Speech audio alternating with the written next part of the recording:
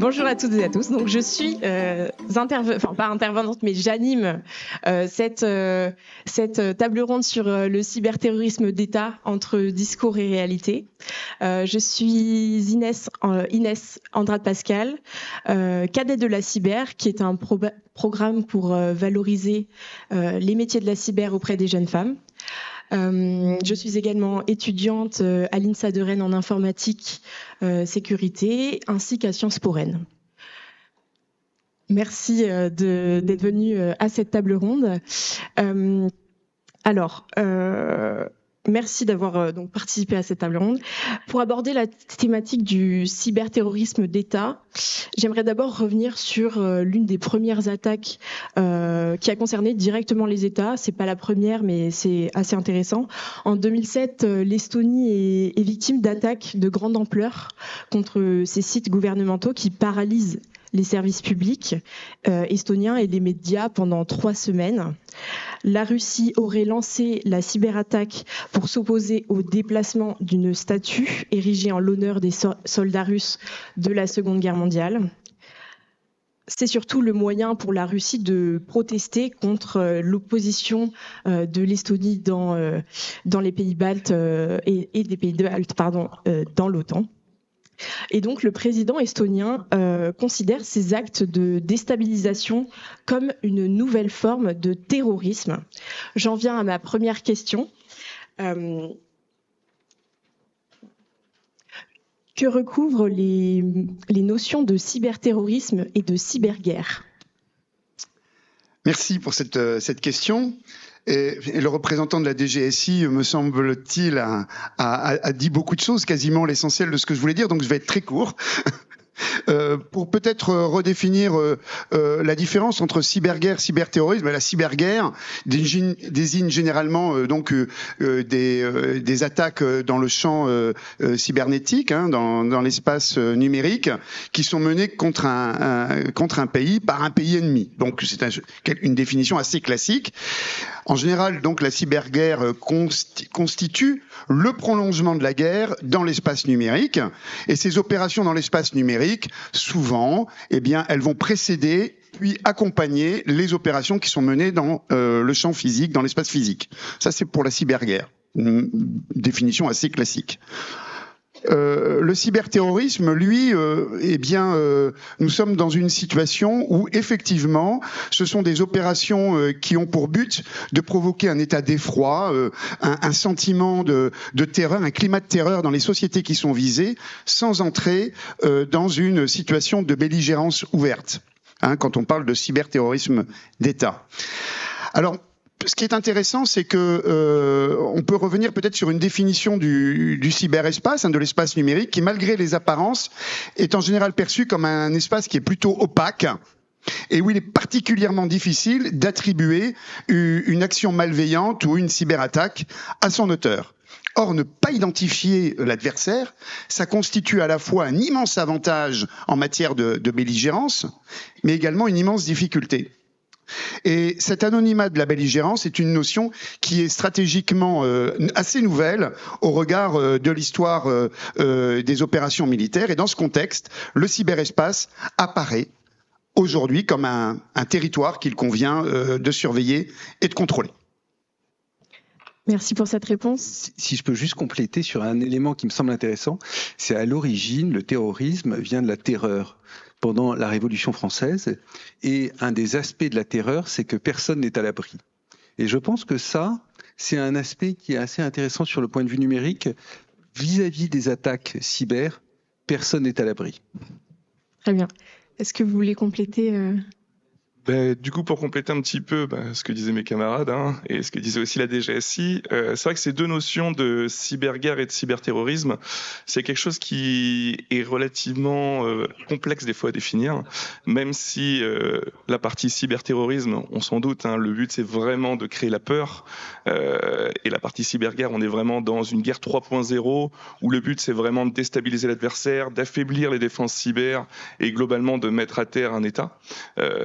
soit en vue d'engager des hostilités complémentaires avec les moyens de guerre conventionnels, mais comme le disait la DGSI, la différence entre cyberterrorisme et cyberguerre n'est pas hyper simple à distinguer. Il n'y a même pas de consensus international pour dire les limites de quand est-ce qu'on est sur un acte de cyberterrorisme et quand est-ce qu'on est sur un acte de cyberguerre. Parce que globalement, les auteurs de ces différents types d'actions, on ne peut pas les raccrocher soit directement à un État, soit c'est un groupuscule où on se dit, bon, il y a peut-être des liens ou autres. Et donc, ces deux réalités, entre la partie cyberterrorisme pur et cyberguerre, elles rentrent un petit peu en corrélation et on rentre dans cette réalité. C'est-à-dire que globalement, toutes les entreprises françaises, européennes, mondiales, doivent se prémunir de ces différentes cas d'usage.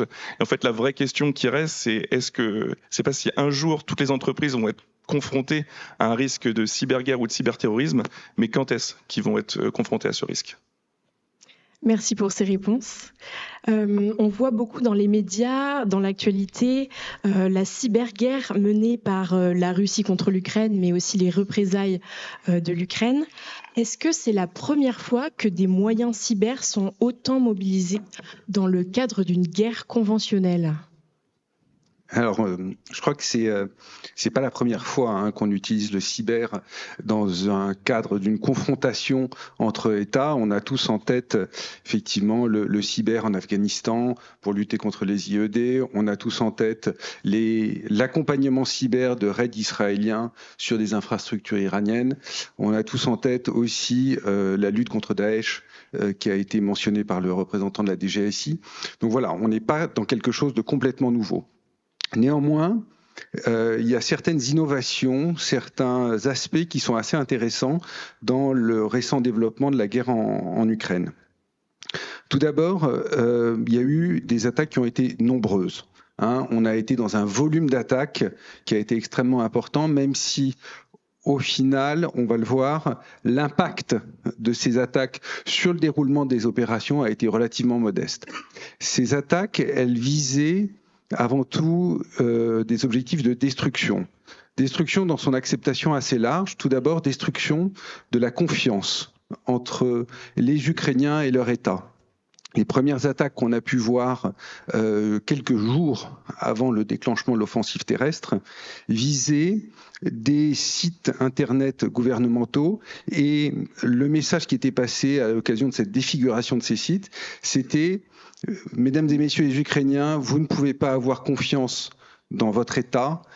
Toutes les données personnelles qui vous concernent sont diffusées sur Internet. » Alors, ce n'était pas la réalité, mais voilà, un objectif de destruction de la confiance et la confiance dans la préservation de la vie privée des citoyens, qui est un aspect important du lien social entre un État et ses citoyens. Deuxième élément qui était assez intéressant, c'est l'utilisation de wipers. Donc les wipers sont des virus qui ont pour objectif de détruire les données. Donc là, on vise à une destruction pure et simple des données. Et troisième élément, ça a été mentionné, destruction de certaines infrastructures, et en particulier les infrastructures de communication ou des SI opérationnels de l'armée ukrainienne.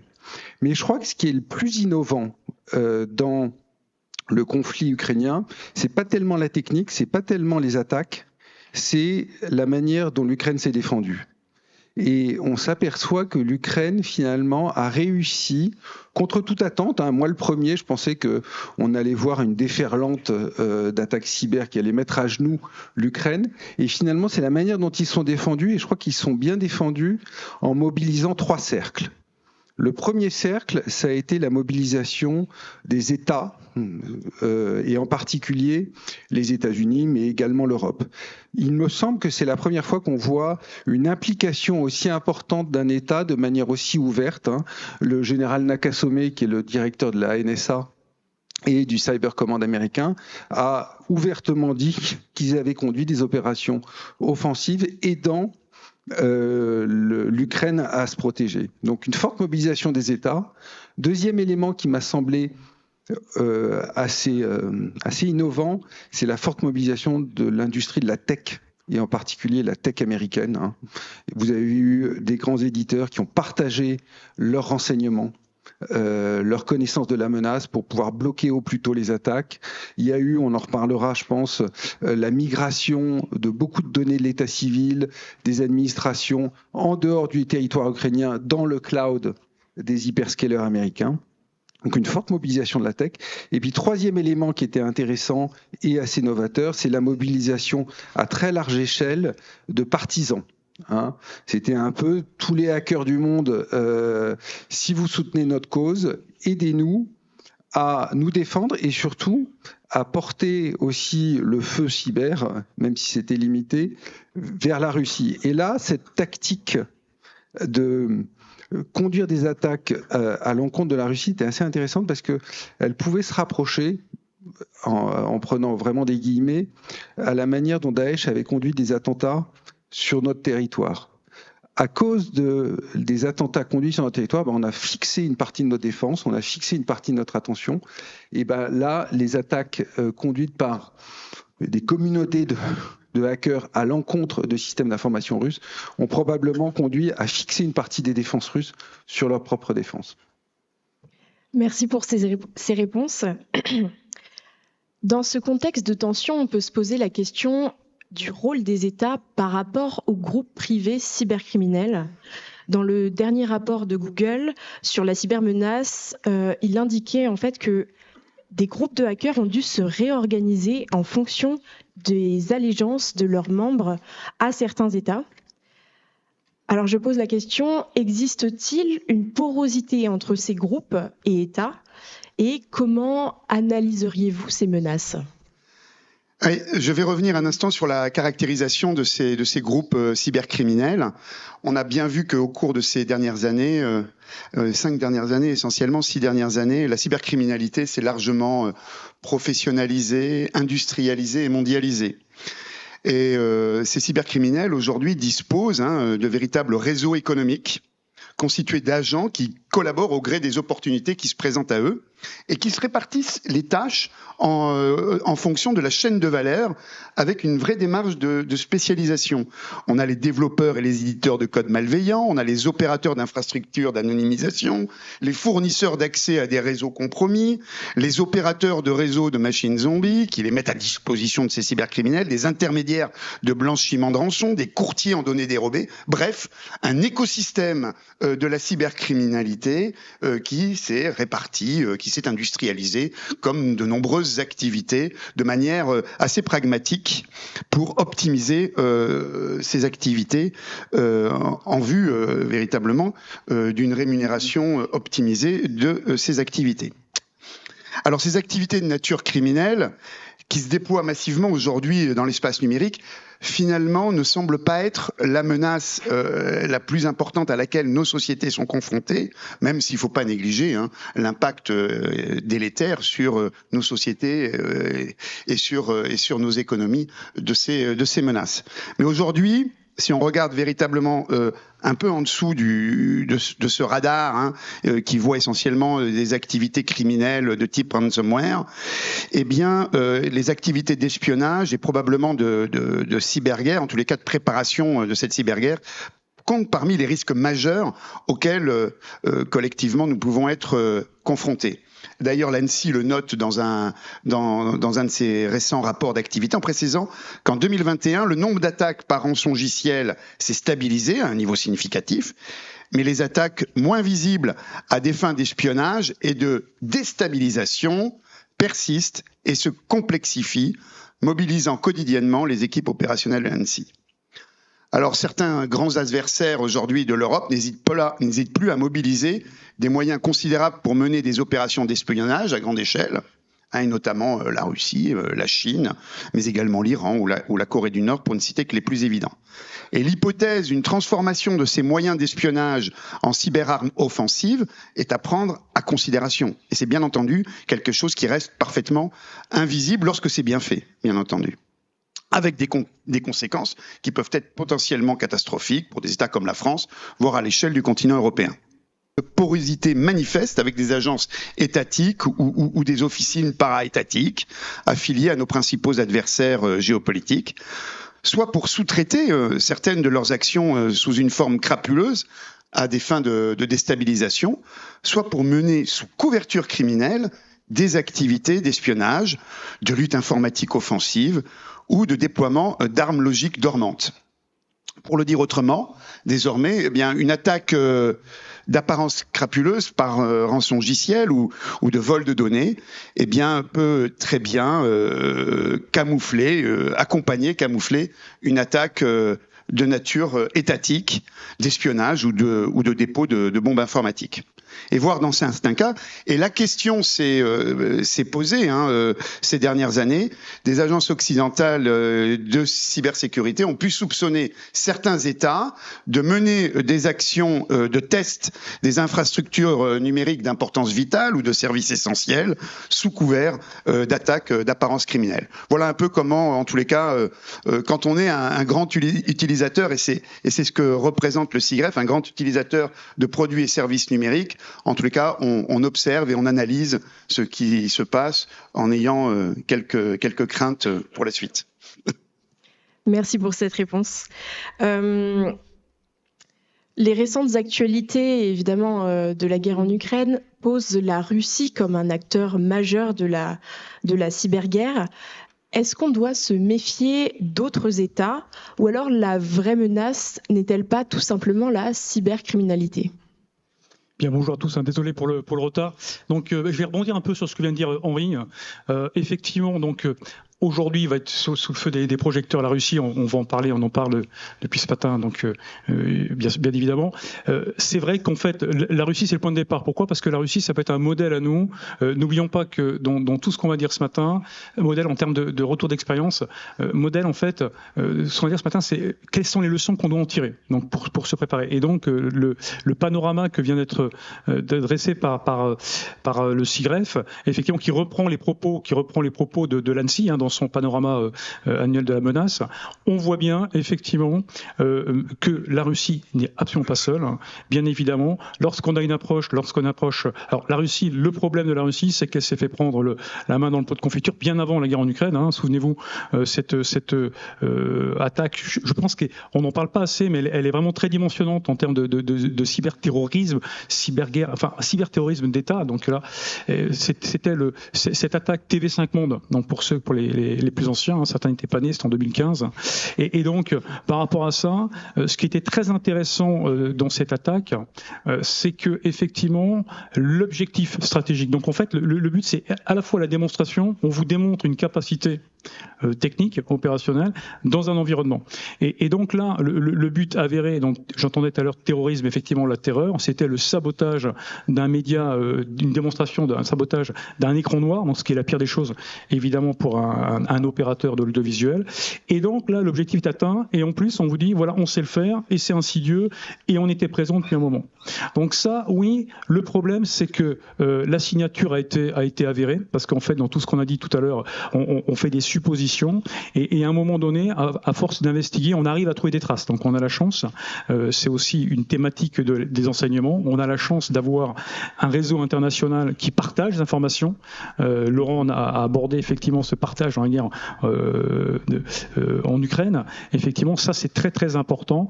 Et donc en fait, alors effectivement quand on partage avec tout le monde, y compris les malfaisants. Mais c'est un choix que l'on fait au départ. Et puis donc à chacun après de se préparer avec les éléments effectivement que vous avez pour faire ça. Donc la Russie, pas de chance. Effectivement, les signatures ont été avérées. Donc un groupe a été mis en évidence. À l'époque, on appelle ces groupes, ils sont identifiés. Donc je vous invite effectivement à utiliser un petit peu ces référentiels qu'on partage, et non pas que pour les malfaisants. Donc là, c'est en l'occurrence le Mitrattack, par exemple, mais vous avez des dérivés, mais on parle tous le même langage, donc on connaît les procédures et les techniques d'attaque de ces groupes-là. Et donc lui, en l'occurrence, effectivement, il s'est fait prendre la main dans le pot de confiture, et ça permet effectivement d'anticiper et de se dire, face à ça, qu'est-ce qu'on fait ? Donc oui, la Russie est montrée en exemple, mais bien évidemment, aujourd'hui, ce qu'on voit poindre, ce qu'on imagine, et c'est tout à fait naturel, il y a deux niveaux en fait. Il y a le niveau, je dirais, des États un peu autocratiques, ou des États effectivement où d'ailleurs intrinsèquement, vous parlez de cybercriminalité, je dirais la corruption par essence peut aussi être un acteur très dimensionnant de l'activité. Donc on pourra mettre plus tard en liaison les deux. Et donc ces États, alors la Chine a été citée dans le panorama. Je rappelle que c'est la première fois qu'on voit un directeur général de l'agence. Souvenez-vous, au mois d'août, il y a 2 ans, interpellé parce que face à la menace, effectivement, je rappelle quand même de l'espionnage numérique pour récupérer toutes les données en vue d'eux, c'est une partie de la guerre. C'est effectivement cette guerre économique. C'est dramatiquement efficace la cybersécurité là-dessus.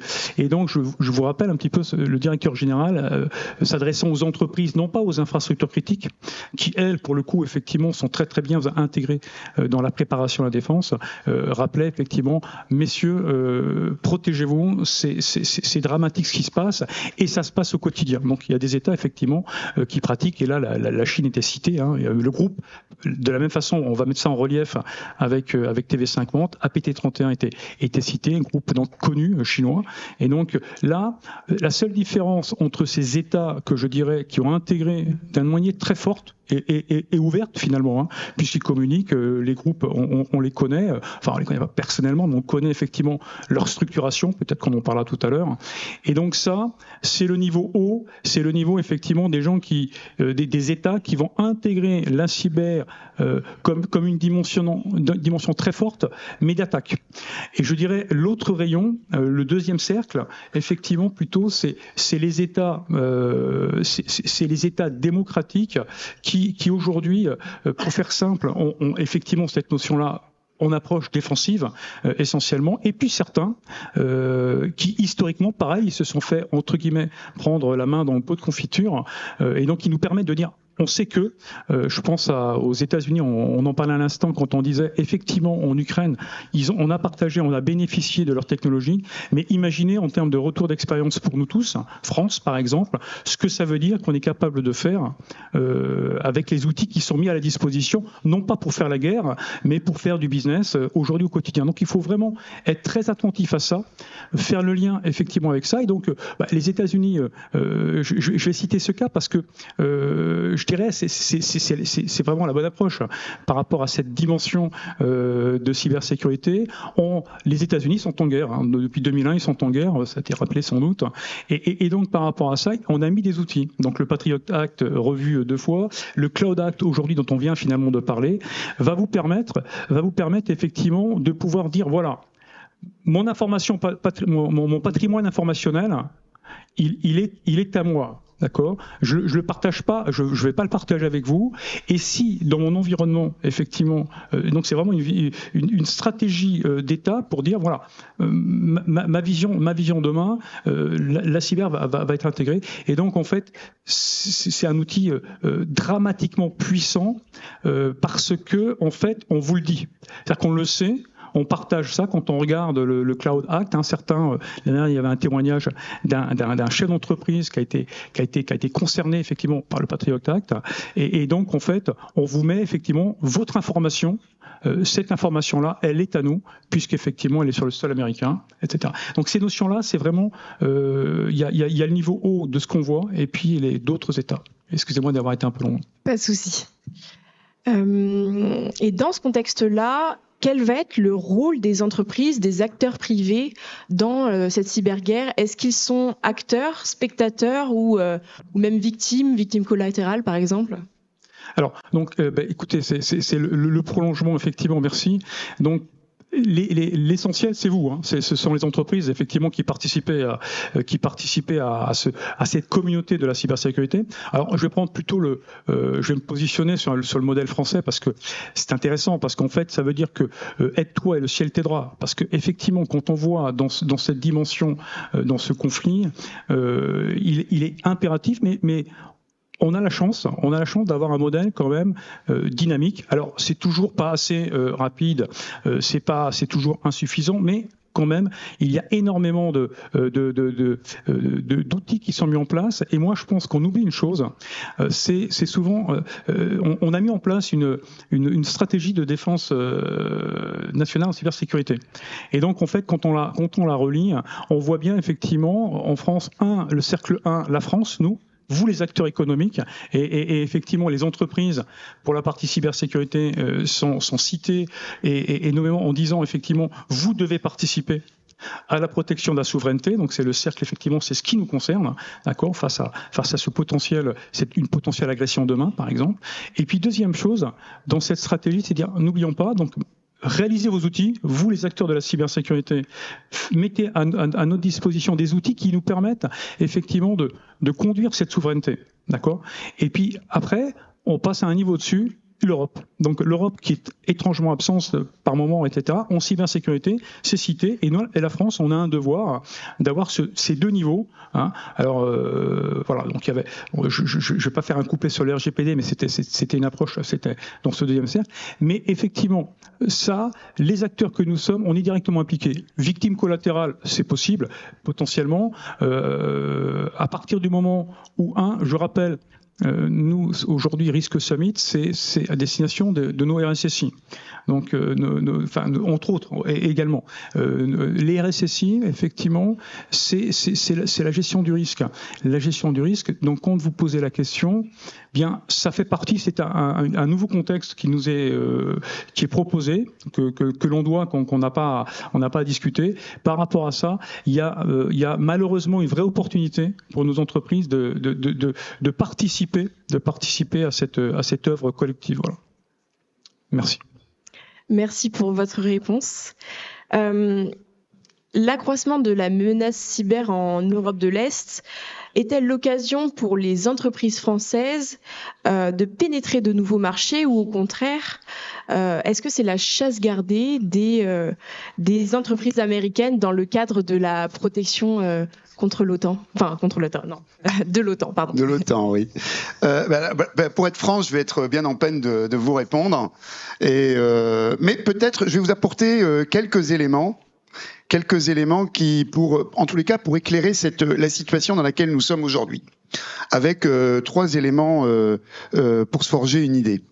Premier élément, quand on parle des États-Unis, on parle beaucoup du Cloud Act. La réalité, mon cher Yves, c'est que pour les entreprises, en tous les cas, pour les administrations publiques, c'est pas tellement le Cloud Act qui est le sujet principal.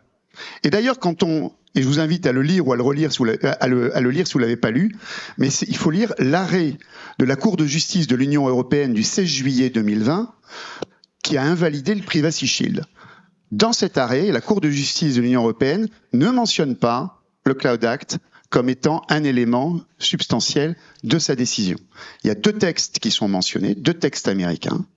C'est la section 702 du Foreign Intelligence and Surveillance Act et l'Executive Order 12333. Ces 2 textes permettent aux agences de renseignement américaines de faire de la collecte massive, a priori, sans mandat judiciaire, des données des non-US personnes, c'est-à-dire des personnes étrangères aux États-Unis, qu'elles soient physiques ou morales d'ailleurs, dès lors que ces données sont hébergées dans une entreprise sous législation américaine.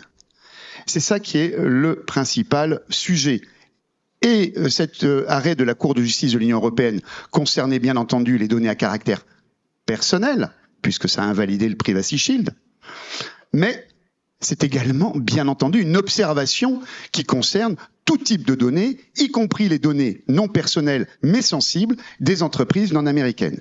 Ça, c'est le principal problème.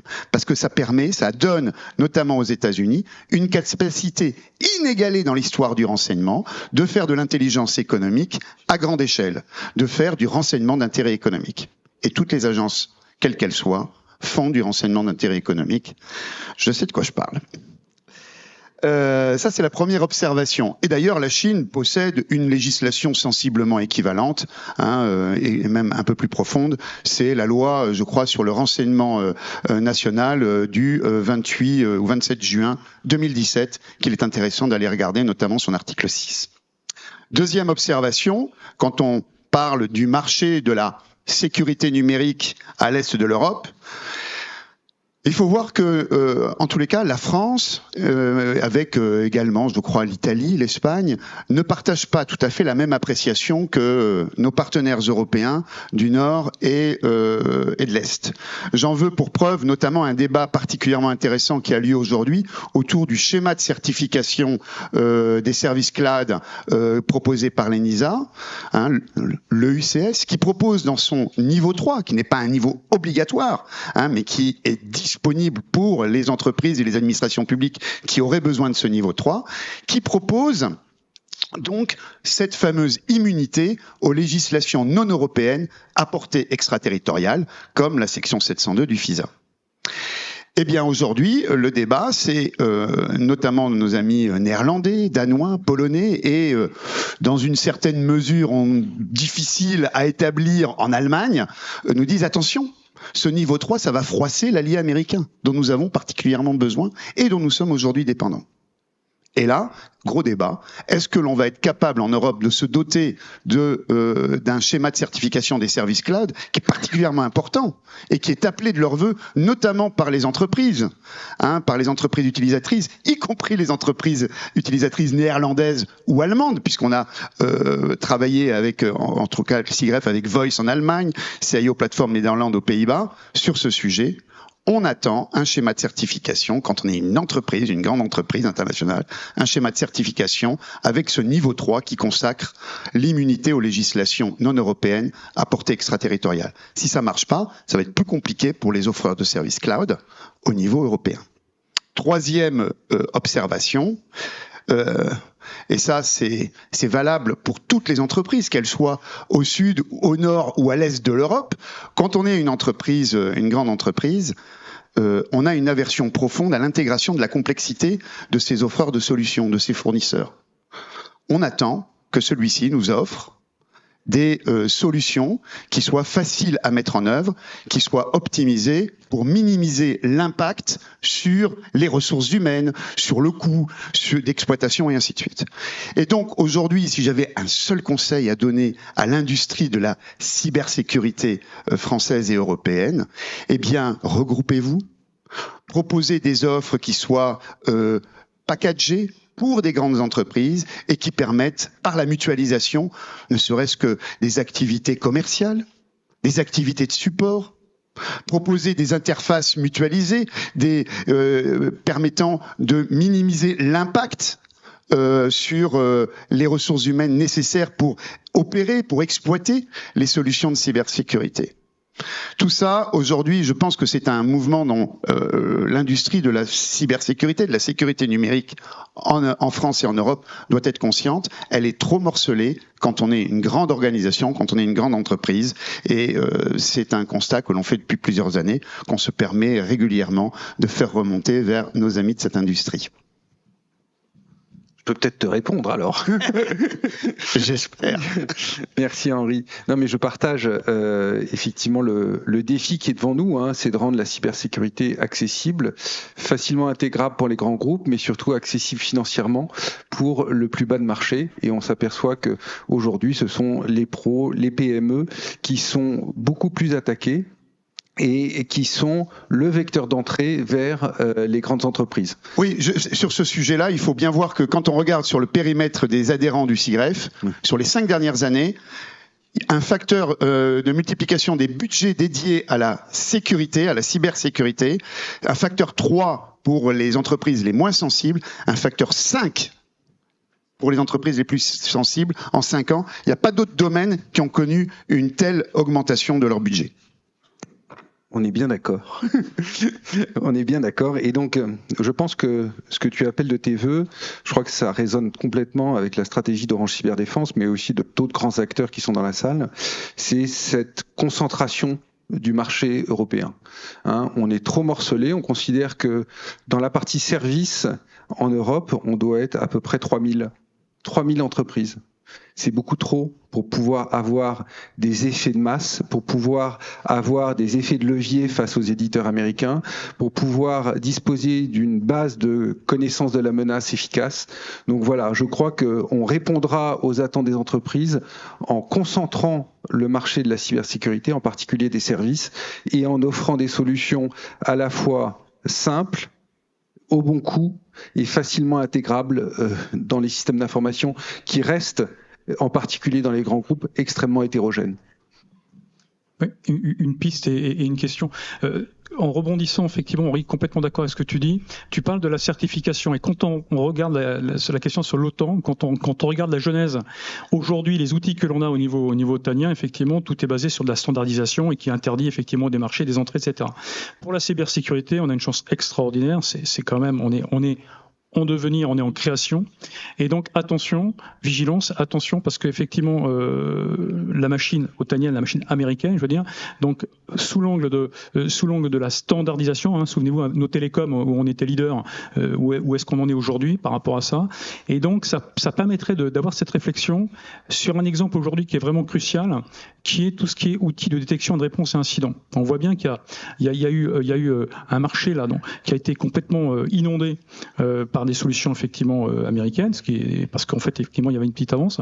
Et là le réseau français en tout cas a bien réagi avec des belles sociétés, hein, dont certains ont un produit qualifié, hein, ce qui n'est pas le cas effectivement des solutions américaines. Et pourtant on les utilise, etc. Derrière, demain, ces outils sont au cœur de la stratégie d'une entreprise. C'est-à-dire qu'effectivement, cet outil de détection et de réponse à incidents, vous y mettez tout dedans, d'accord ? Vous mettez vraiment vos secrets. Donc là, il y a vraiment un enjeu.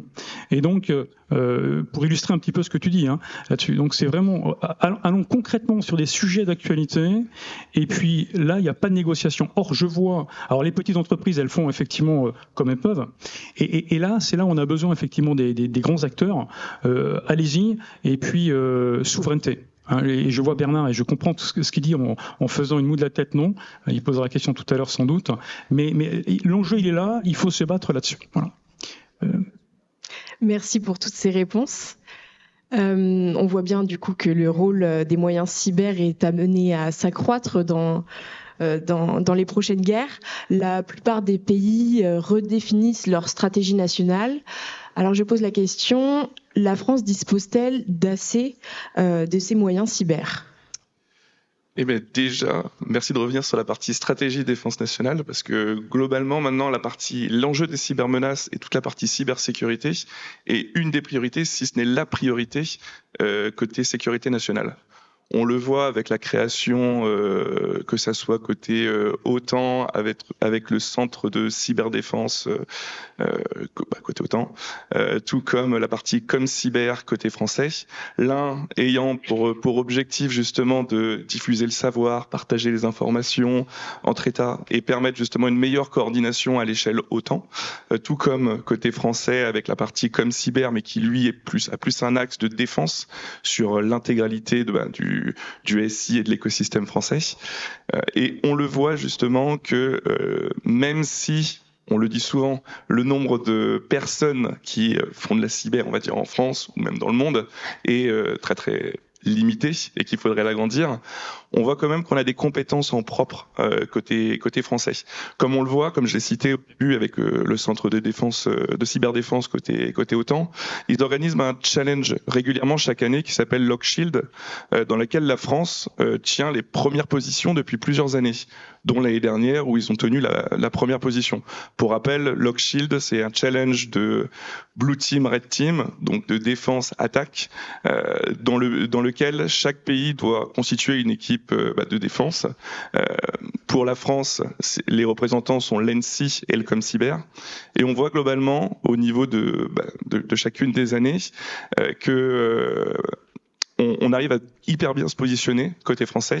Et l'année dernière, on a quand même fini première nation là-dessus. On a réussi en tout cas l'ENSI et le ComCyber dans la partie Blue Team, ont réussi à faire face à 2500 cyberattaques et à protéger 4000 systèmes fictifs. Ce qui est quand même, ce qui montre un petit peu le cocorico à la française, hein, la réussite. En plus de tout ça, on voit que la France ne reste pas sur ses lauriers en se disant bon, on a quand même un bel écosystème, on a l'ANSSI, on a le ComCyber qui arrive à nous protéger vis-à-vis du cyberterrorisme et de la partie cyberguerre, mais globalement, on a des nouvelles initiatives comme l'année dernière avec la partie avec le rassemblement des acteurs autour du campus cyber, acteurs privés et acteurs publics. On voit globalement la synergie qui arrive à se dégager de ce lieu totem, elle arrive à participer, on va dire, à l'effort commun, à augmenter le niveau de maturité cyber de tout l'écosystème français, et aussi, ça permettra, on va dire, à terme, de pouvoir réquisitionner plusieurs acteurs privés, dans le cas où on aurait une cyberguerre, on l'espère pas, d'acteurs justement privés pour les réquisitionner pour soit de la cyberdéfense aux côtés de l'ANSSI et du ComCyber ou autre. Donc globalement, on peut dire que le niveau de compétences en France est quand même relativement élevé vis-à-vis de l'expertise, vis-à-vis de la coordination en interne, même si on va dire que si on avait un peu plus de monde, ça aiderait. C'est tout l'enjeu et c'est ce qu'on espère. Si je puis me permettre juste une remarque là-dessus, il y a quand même un domaine où la France fait preuve de carence, mais c'est la même chose dans les autres États européens, c'est en matière de capacité judiciaire à traiter les cas de cybercriminalité les plus avancés. Où là, franchement, en France, on est extrêmement mal préparé à ces sujets-là. Et le nombre de dossiers non instruits qui s'entassent chez les procureurs sont particulièrement élevés. Après, c'est peut-être dû globalement, on va dire, au niveau de maturité de la partie juriste en France et les problématiques côté sécurité. On a des fois quelques problèmes de compréhension où on est obligé de traduire et de vulgariser, même de vulgariser des fois à outrance, on peut le voir dans nos différents métiers. Et globalement, ouais, mais on a besoin d'un pôle national judiciaire pour traiter tous ces sujets de cybercriminalité, ce qu'on n'a pas. Avec les bonnes compétences, je suis d'accord. Juste pour compléter, effectivement, dans la dernière revue nationale stratégique, le président Emmanuel Macron a indiqué qu'il voulait que la France devienne une nation cyber de premier rang. Belle intention. Quels sont les critères pour être une nation cyber de premier rang ? Je crois qu'on peut en identifier certains. Le premier critère pour être une nation cyber de premier rang, c'est d'avoir une stratégie et une doctrine. Alors la France en a une, elle date de 2018. J'invite à ce qu'on la mette à jour assez régulièrement et en tout cas à l'aune du conflit ukrainien. Deuxième élément, pour être une nation de premier rang, c'est d'avoir une gouvernance et un système de command and control. Et là, je crois qu'en France, on est plutôt trop riche. On peut voir plutôt une dispersion. Toutes les administrations se sont lancées, les régions, les collectivités territoriales. Donc on est encore, comme disait Guillaume Poupard, dans un jardin à l'anglaise, ce qui était très bien. Je crois que si on veut franchir une étape, va falloir passer progressivement quand même au jardin un peu plus anglais. Troisième, oui, le jardin à la française, pardon, excuse-moi. T'as raison. J'étais encore sur le match de samedi. Troisième élément qui me semble important pour être une nation cyber de premier rang, c'est d'avoir des capacités de renseignement. Alors là, je crois que aussi la loi sur le renseignement commence à dater. Il y a peut-être l'occasion, au regard des évolutions techniques, à revisiter cette loi sur le renseignement et la manière dont on encadre les services de renseignement cyber. Quatrième élément, c'est des capacités industrielles. Et alors là, je crois qu'on est tous conscients dans la salle que c'est probablement là où on est le plus en retard et là où il faut développer les capacités nationales, tant sur la partie produit que sur la partie service. Cinquième élément, c'est la cybersécurité et la résilience. Dans ce domaine-là, notre amour de la loi et notre amour de la réglementation est plutôt un effet positif. On l'a vu avec la loi de programmation militaire, on l'a vu avec Nice, on va le voir demain avec Nice 2. Donc je suis assez confiant sur finalement le niveau de cybersécurité nationale.